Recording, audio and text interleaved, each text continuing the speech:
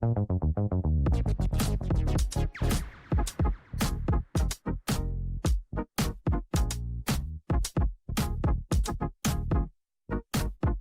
안녕하십니까. 머니볼의 문알보 야구 기자 정세영입니다. 이번 영상은 약 보름여 앞으로 다가온 2026 KBO 신인 드래프트에 대한 이야기입니다. 국내 고교 야구 최고수죠. 손윤 칼럼니스트 전화 연결해서 현재까지 최상위 픽 기준 순번을 좀 예상을 해보고요. 이번 드래프트 관전 포인트도 살펴보겠습니다. 머니볼은 9월 15일 월요일 밤 신인 드래프트 프리뷰 쇼를 라이브로 진행합니다. 이번 프리뷰 쇼에는 이 깜짝 진행 게스트, 여성 게스트로 제가 섭외를 해놓았는데요. 그리고 9월 17일 드래프트 당일에는 손 대표와 지명을 실시간으로 다루고 분석하는 라이브를 준비 중입니다. 오늘 방송을 들으시는 분들은 이 손윤 대표의 내공이 장난이 아니다라고 느끼실 것 같은데요. 많은 기대를 부탁드리고요. 라이브 방송은 곧 제가 공지를 띄우도록 하겠습니다. 그리고 라이브 방송 공지를 들으려면 이 구독은 필수입니다. 바로 지금 구독 버튼 한번 눌러 놓으시고요. 그럼 오늘 머니볼이 준비한 신인 드래프트 1차 프리뷰 이야기 바로 손윤 대표 만나보겠습니다.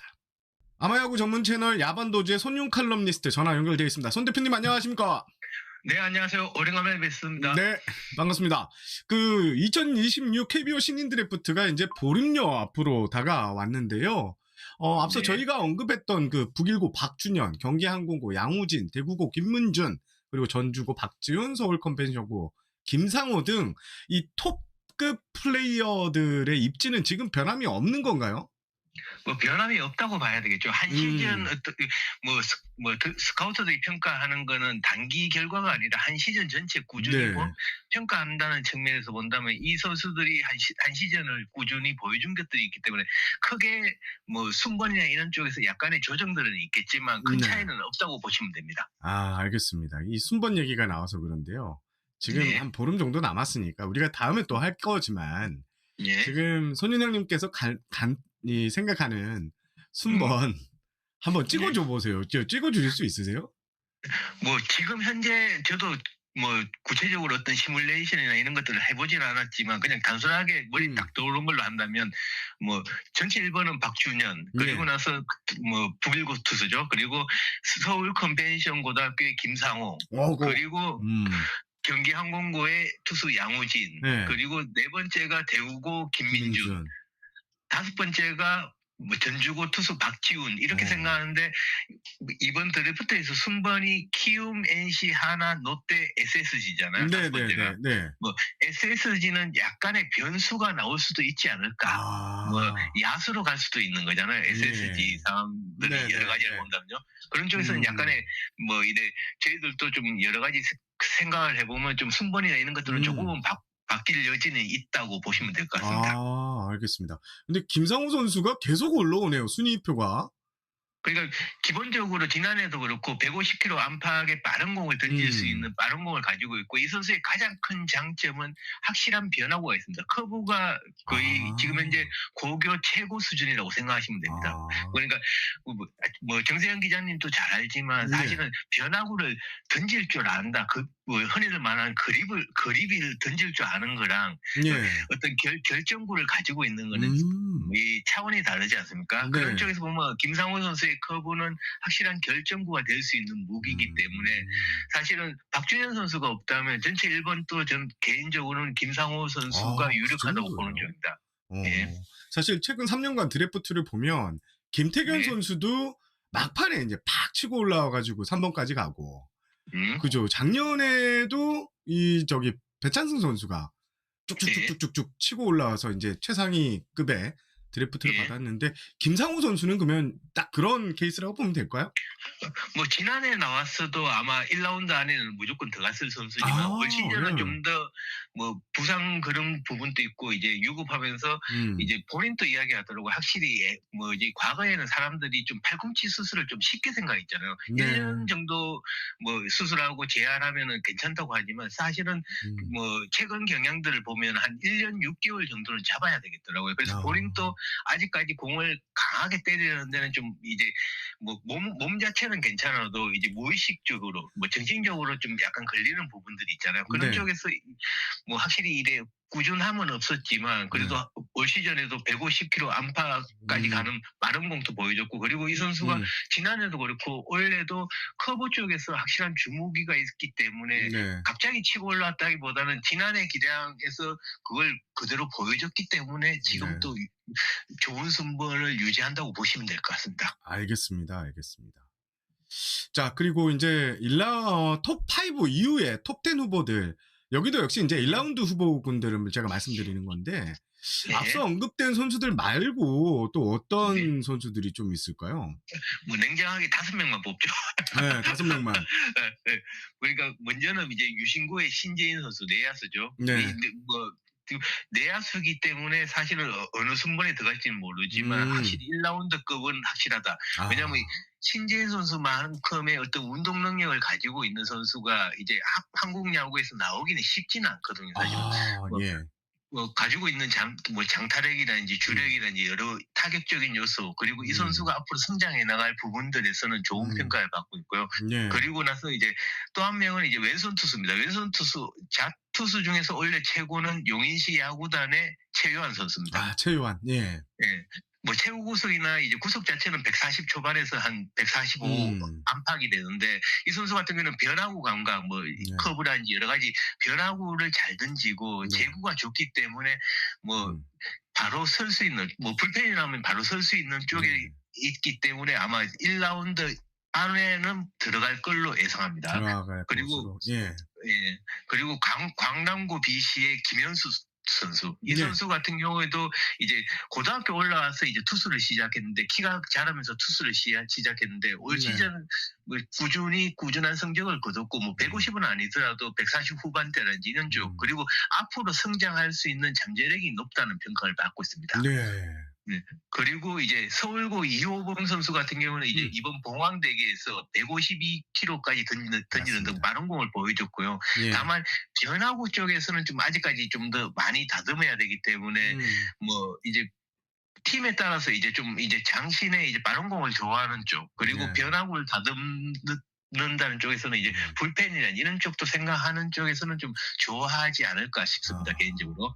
그리고 청주고의 정다운 투수가 있습니다. 뭐 체격 조건은 그렇게 크지 않지만 150을 꾸준히 던질 수 있는, 보항대계에서 충분히 보여줬고, 거기에 이제 상당히 좋은 나름 이제 커브, 볼에는 좀 슬라이더와 커브를 경계 없이 쓰는 것 같은데 커브가 상당히 좋습니다. 그런 쪽에서의 변화구를 가지고 있는 쪽에서 정다운 선수도 1라운드 후보로 개인적으로 생각하지만, 실제 이제 또 저희들이 해보면 또 이 5명이 또 뒤로 갈 수도 있긴 있습니다. 예, 맞죠. 신재인 선수 정도는 이제 1라운드가 확실해 보이는 것 같고. 뭐 최유한 선수 그 정도까지는. 뭐 나머지 3명 정도는 뭐 이제 11라운드 이쪽하고 이제 약간의 뭐 팀마다 어떤 선호도나 이런 것들이 있지 않습니까? 그런 쪽에서 차이점이 나올 수 있을 것 같습니다. 네. 그리고 이제 상위 라운드를 우리가 보통 3라운드까지라고 부르는데요. 최근에 좀 많이 좀 떠오르는 선수들이 있다고 해서 궁금했습니다. 좀 몇 명만 한번 짚어주시죠. 뭐 2명만 하죠, 2명만. 너무 많이 하면 입이 아프니까.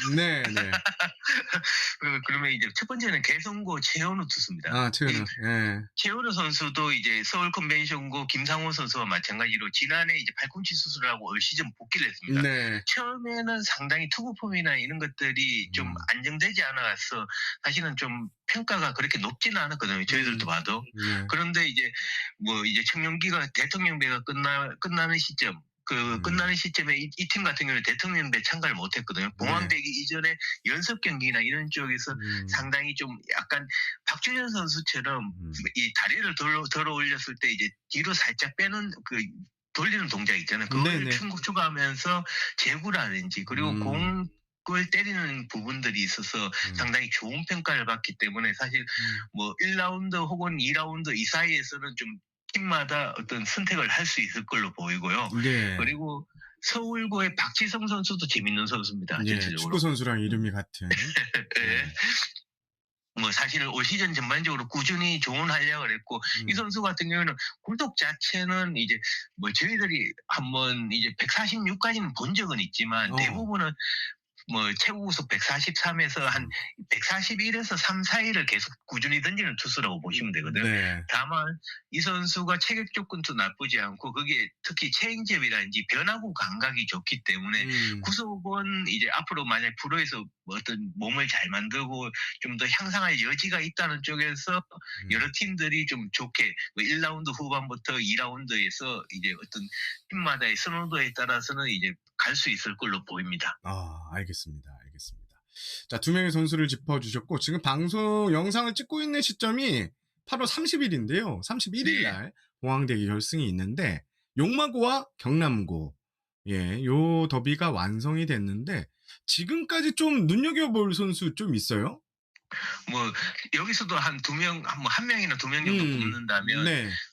이번 봉황대에서 가장 눈에 띄었던 선수는 울산공고 BC의 임재혁 선수입니다. 아, 임재혁 선수라고 이제 투타를 경험을 하는데 네네네네. 사실 이 선수는 이제 저희들이 이제 시즌 초반부터도 좀 보고는 있었고 실제 청년기에서도 좀 살펴봤을 때는 140 초반에 이제 타격 쪽에서 좀 어느 정도 재능이 있다는 정도. 그래서 뭐 사실은 이제 공황대기를 앞두고 주목할 선수를 할 때도 넣을까 말까를 좀 고민을 했거든. 소개를 할까 말까 예. 했을 때 여길 넣지 않더라도 아마 이제 뭐 앞으로 이야기하는 부분이나 이런 쪽에 한 번쯤은 들어갈 수 있을 것 같아서 뺐는데 이 선수 같은 경우는 이제 봉황대기에서는 147 정도까지 6에서 7까지 최고 구속이 올랐습니다. 네. 갑자기.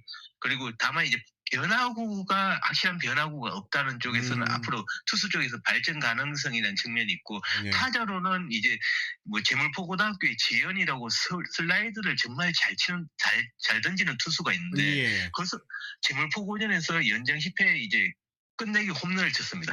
그 슬라이드 그만큼 파워가 상당히 좋습니다. 전체적으로 뭐 좀 거친 부분도 있지만 타자로서의 파워도 좋기 때문에 네. 뭐 팀에 따라서는 이제 투수라든지 뭐 좀 더 혹은 타자로서의 평가할 수 있는 부분 외야수가 되겠죠. 네. 그런 쪽에서의 볼 수 있는 투타 경험으로 볼 수 있는 선수고 또 울산공고의 서대현 선수라고 투수가 있는데 네. 상당히 체격 조건이 좋고 이제 뭐 야수로는 일루수를 보는데 이 선수는 야수보다는 투수 쪽인데 실제 청룡기 전까지는 청룡기 때까지는 한 140 초반 최고 구속이 네. 뭐 1, 2라든지 이쪽이었는데 이번 봉황대기에서는 갑자기 147이라든지 뭐 5, 6, 7을 꾸준히 던지더라고요. 네. 이런 쪽에서 뭐 서대현 선수 역시 변화구라든지 이런 쪽은 발전해야 되지만 확실히 하위 순번에서 뭐 어느 팀이든 긁어볼 수 있는 선수라는 생각이 듭니다. 알겠습니다. 알겠습니다. 그리고 용마고가 김주호 선수를 사실 네. 그 야만도지에서 지켜볼 선수 봉황대기에서 네. 이렇게 찍어놨던데요. 이 선수가 예선까지는 좀 잘하다가 이 8강 이후로 좀 못하더라고요. 네, 이 선수를 좀 설명해주면 체격 조건이나 타격은 상당히 자질을 갖춘 선수다 이런 평가가 있더라고요. 네, 그렇습니다.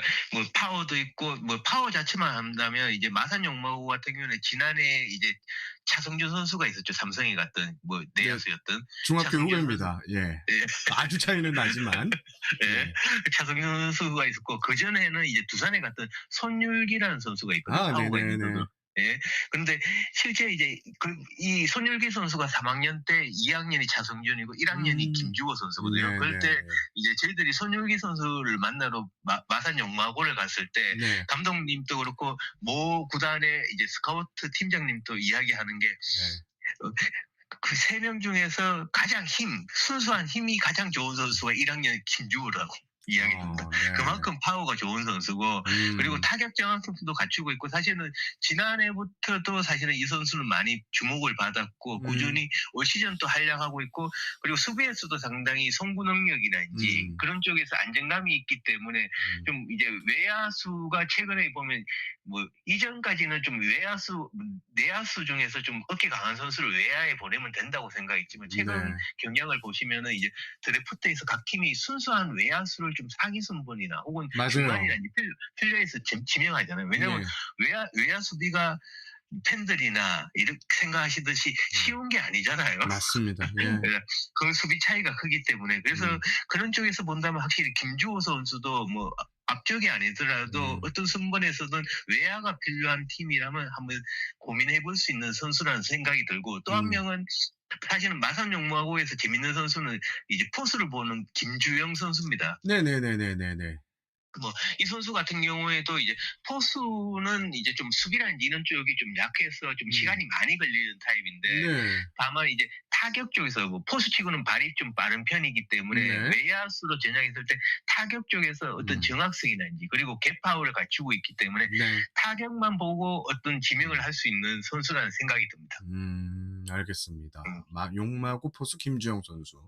이 네. 선수도 저도 체크리스트에 좀 넣어 놓겠습니다. 네. 그리고 자, 이제 뭐 저희가 9월 15일 날 프리뷰 방송을 하고 또 17일 날에 라이브까지 예정하고 있잖아요. 네. 그래서 너무 많은 거를 알려드리면 그때 많이 안 보실 것 같아서 간략하게 올해 드래프트 지금 현재 스코어에서 한 보름 남았을 때 좀 관전 포인트가 있을까요? 첫 번째는 그거죠. 지금 현재 KBO 리그 각 팀들 어느 팀이든 가장 필요한 포지션 투수죠. 그러니까 원래도 투수가 주도할 것이라고 개인적으로 생각을 합니다. 전반적으로 이제 팀에 따라서는 약간씩 포지션 배치는 하겠지만 네. 첫 번째는 다 10개 구단 모두 다 투수가 지금 현재 선발이든 불펜이든 부족한 상황이잖아요. 네, 그런 네. 쪽에서 아마 첫 번째는 투수. 그리고 두 번째는 내야수 특히 유격수. 원래 좋은 3루수는 꽤 많습니다. 네. 생각보다 여러 선수들이 있거든요. 지금까지 저희들이 한 번도 언급하지 않은 선수도 있습니다. 그래. 그거는 아껴두십시오. 예. 네. 그런 여러 선수도 있고 3루는 좀 자원이 많은데 예. 유격수 자원이 과연 이제 확실하게 봤을 때 많지가 않습니다. 그런 쪽에서 보면 이제 유격수 자원으로 1, 2, 3번이라고 하는 선수가 있다면 네. 이 선수들은 이제 유격수가 이제 각 팀마다 보면 주전 유격수가 있더라도 그 밑을 커버해 줄 수 있는 선수, 밑에서 성장하는 선수가 좀 보면 이 펼쳐서에 보면 각 유격수를 보는 선수는 많지만 확실한 유격수감은 많지는 않거든요. 예. 그렇다면 원래 그는 유격수를 어떻게 픽하느냐도 좀 핵심이 될 것 같고 세 번째는 역시나 작년과 마찬가지로 키움. 왜냐하면 원래 1라운드에서 첫 번째와 마지막 번, 열 맞습니다. 번째를 키우게 예. 합니다. 거기다가 이제 2라운드 첫 번째도 키웁니다. 맞습니다. 결국은 첫 번째와 10번째, 11번째, 그 11번째 정도는 1라운드급이라고 봐야 되거든요. 당연하죠. 예. 이거는 앞순번, 흔히들 말해서 이제 드래프트가 있을 때 흔히들 말해서 모든 팀들이 1번부터 10번까지 이렇게 될 거라고 예상은 하는데 여기서 한두 팀이 항상 꼽니다. 맞죠. 그렇죠. 그러면 그런 선수들이 이제 11번, 12번이나 13번, 14번까지 남아 있잖아요. 그럴 때 키움이 과연 지난해는 이제 투수보다 야수를 많이 지명했는데 네. 올 시즌에 이 세 장의 티켓을 투수로만 갈 것이냐 아니면 야수를 넣을 것이냐도 꽤 재밌는 포인트가 될 것 같습니다. 알겠습니다. 자, 너무 많은 스포는 저희 방송에 돼서 여기까지만 오늘 듣겠습니다. 형님, 오늘 전화 연결 감사하고요. 저희는 9월 15일 날 뵙고 또 라이브 그때는 라이브로 한번 진행해 보겠습니다. 네, 들어가시죠. 네. 이상으로 이번 영상 마무리하겠습니다. 앞서 말씀드린 대로 9월 15일과 17일 월요일과 수요일 라이브를 준비 중이니까 기대해 주시고요. 자, 저는 물러가겠습니다. 저는 문화일보 야구기자 정세영이었고요. 시청해 주셔서 감사합니다. 늘 고맙습니다. 안녕히 계세요.